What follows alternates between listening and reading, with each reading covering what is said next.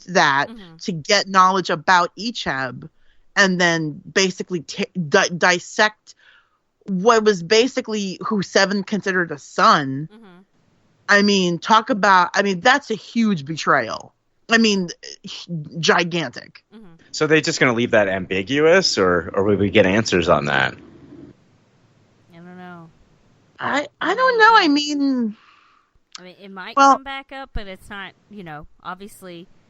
I know, yeah, there's some finality here. It's not going to come from actual talk between Jay and Seven, right. Since Seven, Vaporizer. Yeah. Oh my God, that was awesome. Wasn't that? It was awesome. And it was like red, like blood, just like. Oh yeah. No, I'm gonna have to go back and watch this episode through that lens because I wasn't picking that up. But now that you say it, maybe it's there. So Yeah. I need to watch it because I might be a little bit more keen to pick that up watching it again. I've seen it twice, and 2 times through I didn't pick that up, but there's definitely something there if both of you are seeing it. So and it makes sense. It's I just thought it all came back to her killing Icheb, and like she at once called Icheb her child, like when and then and like towards the end of this she's like, he was like a son to me. So it was very like kind of like a mother-son relationship between those two. And but my God, if you throw in another layer that her and Bjayzl had this relationship in the past, like that adds even more. Yeah, well, yeah, that they were together. Jeez, she got bedazzled. Yeah. Well, and in this conversation, like when Seven is basically holding Jay hostage, and she's telling them to get out of there, she says that after the neutral zone collapsed, the Fenris Rangers were trying to keep order. Jay presented herself as a friend and ally to them, and got close to Seven, or as she calls her, Annika, and so it's like there's that sort of using her name, yes. Like that's huge. Like yes, that implies a level of intimacy that not everybody has, because nobody on Voyager really called her Annika. Everybody called her Seven. She never called herself Annika. And so for her to use that, there's a level of intimacy there that goes beyond friendship, in my opinion. I agree. But like I said, I always kind of sometimes see that when maybe it's not there. I mean, I don't know. Just because I want more queer representation. That's really probably what it is. That's why I'm always afraid I don't know if other people see that or not. No, I get what you're saying. I will say that, like, I would love for there to be more clarification. Like, I would love for a conversation like between Seven and Picard, and her saying something like, and her like basically very plainly saying that they were a couple at one point. Like, I would love to have that more of a clarification and a little bit more representation, because, it would be great to have that. Yeah. Yeah. Yeah, but they didn't do anything with it here. No. You know what I mean? Yeah, so I get, yeah. They haven't done anything with it. It's really just implied, and it's just more representation where they kill off one of the gay characters, and that happens too much in television. Oh yeah. Yeah, agreed. For sure. So at this point, I mean, we don't need somebody to be.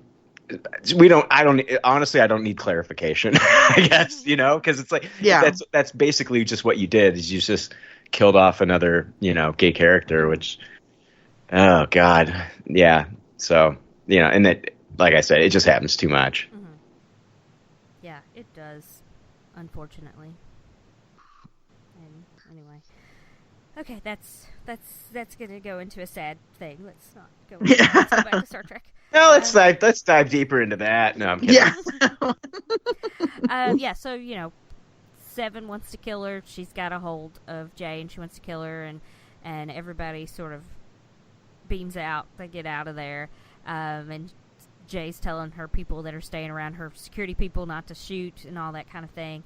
And Picard tries to talk her out of doing it because he's like, yeah, it's not saving the universe or whatever. And she still kind of wants to kill her and everything. And then finally Rios kind of comes to her and is like, you could do that, but everybody else is going to be in trouble and they're going to come after him. It's like, I don't got any problems with that. I'll be okay. But these two over here, he's like basically the old man and the kid over here, they're not going to last 10 seconds with a bounty on their head. So if you feel bad about that, don't kill her. Mm-hmm. And so, she doesn't, and they beam back to the ship with everybody. But before they beam back, a funny thing happens is that they show Agnes, and she's like trying to pump herself up to be able to beam everybody up. It's like, you know how to do cybernetics. How come you can't just beat your way how through do you know how to transport? Yeah, I mean, you should be able to work a transporter. Like, anyway, but she beams them all back, and then her and Elnor take Maddox to sickbay, and then we have the talk with Seven and Picard. She asks him about his humanity. She asks if she can take some phasers, and then she beams herself down. But she does it under the guise that they've sent a Corsair for her to pick her up, the Rangers. And I'm pretty sure you guys were like me and knew that she was lying. Knew that she was going to go back to kill Jay. Because I have to admit, the first time I saw the episode, I didn't quite pick up on that as quickly as I should have, because when she does return to the planet, I was like, oh, she's back. And then the second time I watched the episode, I was like, I really should have seen that coming. Like, I had no excuse for not picking up on that. I'm in the same boat. I was like, but then watching it the second time, I'm like, of course that's why she wanted phasers. Yes. I know. She's just like, oh, vigilante's gotta have them. Oh, and she gives her her business card or whatever to him. If you need a vigilante, it's like a little microchip thing or whatever. Mm-hmm. I want some business cards like that. Cool. Guess it's just like a hologram or something. Yeah. So, she goes down there and Jay's like, oh yeah, I knew you'd do this. You left to save them, and then you come back to get me. And then she's trying to sort of. At first, it's like, oh, she's trying to just sweet talk her to get her to not kill her. At first, that's what I thought the first time I saw it. But then she goes, "You're stalling." Seven says, "You're stalling," and I'm like, oh, yeah, I guess she would be, because Jay is just one of these people who just does whatever she can to I love that. It's basically 7 of 9 just saying, cut the Yes. Mm-hmm. And because Jay is this person who pretends to be, whatever, just to get whatever she wants from people. And if Seven knows about it, she doesn't want to deal with it anymore. Well, and if we're going back to them being in a previous relationship, she knows all of her tricks. Mm-hmm. She knows, she knows her like the back of her hand at this point. And so it's crazy, how you can, and you see that happen a lot where it's two people, they know each other. Let's say they did have a relationship. They fell in love. They know each other. But then when things are going bad, it's we use the same things that we know about each other as fuel, as fire to get back at them. We use the things that we know about them to hurt that person, And so that's kind of what's happening here. She's just basically I know you, cut this. And I'm gonna end this. I was thinking of it a little more when they were together, she didn't see what was happening until it happened, and then now she's like, I can't believe anything you ever did or said. Oh yeah, that absolutely. You know, like absolutely. They're similar type things, but yeah, it's like. Yeah, I can definitely see that. I think that's a great point. Yeah, she's like, you're not gonna pull the wool over my eyes anymore.